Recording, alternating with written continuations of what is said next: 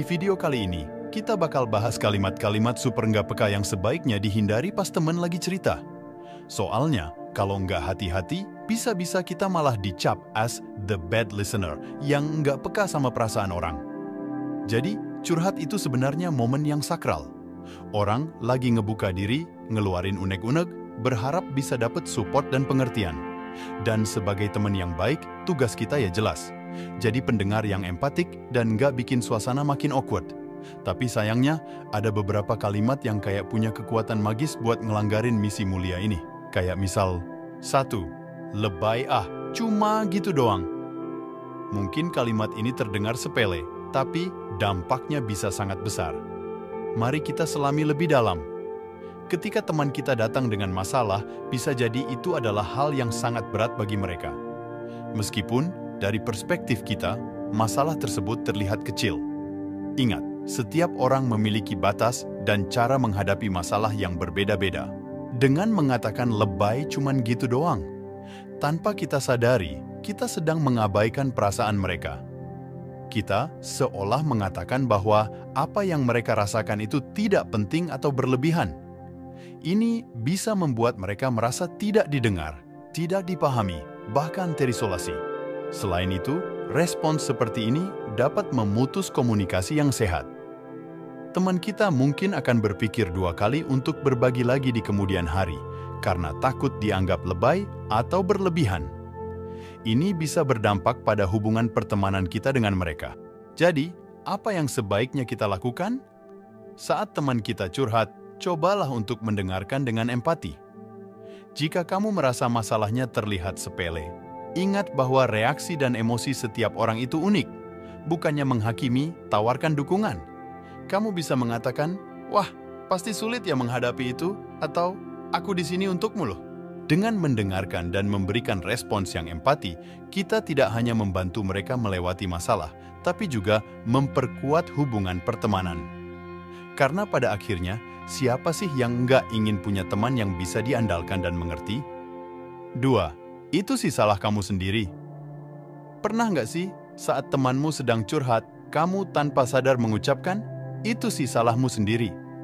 Ini mungkin terdengar seperti nasihat yang jujur, tapi mari kita lihat dampaknya lebih jauh.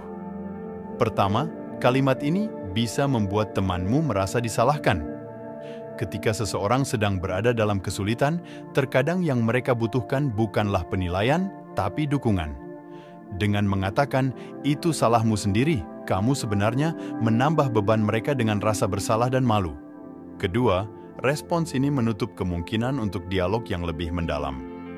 Alih-alih membuka ruang untuk diskusi atau mencari solusi bersama, kalimat ini seakan menutup pintu percakapan.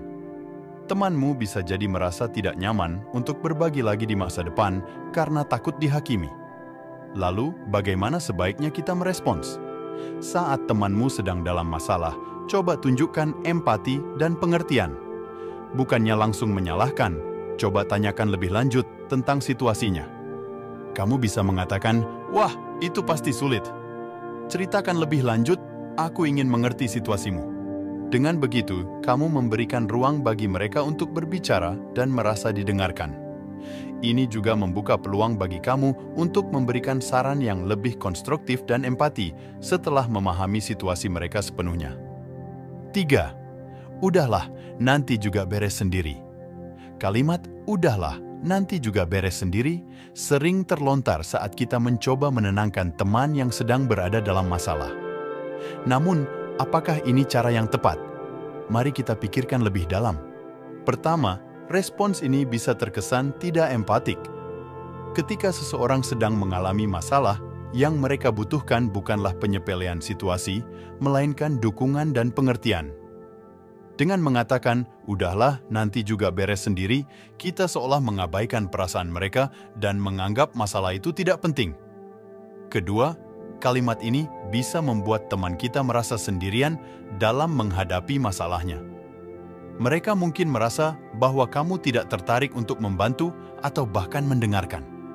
Ini bisa mengurangi kepercayaan mereka untuk berbagi masalah di masa depan. Lalu, bagaimana seharusnya kita merespons?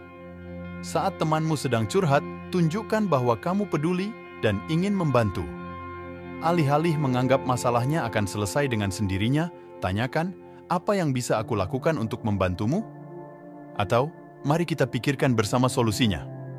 Ini menunjukkan bahwa kamu ada untuk mereka, tidak hanya sebagai pendengar, tapi juga sebagai seseorang yang siap berdiri di samping mereka. Ingat, kadang yang dibutuhkan bukan solusi instan, melainkan seseorang yang bisa mengerti dan mendukung. 4. Aku juga pernah begitu, malah lebih parah. Ketika teman kita sedang bercerita tentang masalahnya, terkadang kita tergoda untuk berkata, aku juga pernah begitu, malah lebih parah. Kita mungkin berpikir ini akan membuat mereka merasa lebih baik, namun sebenarnya ini bisa berbalik menjadi sesuatu yang tidak diinginkan. Pertama, kalimat ini bisa mengalihkan fokus dari masalah teman kita ke diri kita sendiri. Saat seseorang curhat, mereka membutuhkan ruang untuk didengar dan dipahami, bukan untuk mendengar masalah kita. Kalimat ini bisa membuat mereka merasa bahwa masalah mereka tidak penting atau tidak seberat yang kita alami. Kedua, ini bisa terkesan seperti kita sedang berkompetisi dalam penderitaan.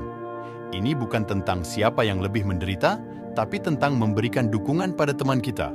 Mereka membutuhkan empati dan pengertian, bukan perbandingan. Lantas, bagaimana cara yang lebih baik untuk merespons? Saat temanmu sedang curhat, fokuslah untuk mendengarkan dan memberikan dukungan. Kamu bisa mengatakan, "Wah, itu pasti sulit. Bagaimana perasaanmu tentang itu?" Atau, "Aku di sini untukmu jika kamu ingin berbagi lebih banyak." Setelah mereka selesai bercerita, baru kamu bisa membagikan pengalamanmu jika dirasa relevan. Tapi ingat, lakukan ini dengan cara yang tidak mengesampingkan perasaan mereka. Misalnya, aku mengerti perasaanmu. Aku pernah mengalami sesuatu yang serupa, dan ini yang aku lakukan. Ini menunjukkan bahwa kamu memahami mereka tanpa mengalihkan perhatian dari masalah mereka. 5. Itu sih nggak seberapa, banyak kok yang lebih susah dari kamu. Kalimat, itu sih nggak seberapa, banyak kok yang lebih susah dari kamu, mungkin terdengar seperti upaya untuk menempatkan masalah dalam perspektif.